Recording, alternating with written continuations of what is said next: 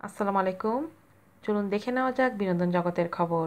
শুরু হচ্ছে শাকিব অপুর শুটিং।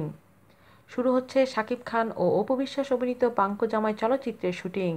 চলতি মাসে ছবির ডাবিং করা হবে। আগামী মাসের প্রথম সপ্তাহে ছবির আইটেম গানের শুটিং শুরু হবে এফডিসিতে। ছবিটি পরিচালনা করেছেন আব্দুল মান্নান, প্রযোজনা করেছেন মোজাম্মেল হক সরকার।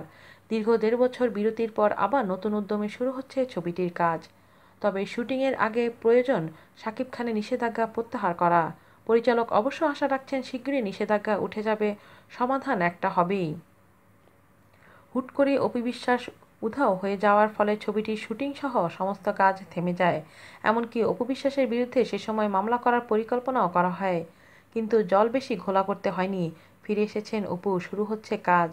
ছবিটির প্রযোজক জানালেন আগামী মাসের প্রথম সপ্তাহে ছবির একটি আইটেম গান ও কয়েকটা সিকোয়েন্সের শুটিং করা হবে। এগুলো হলেই ছবির শুটিং প্রায় শেষ হবে।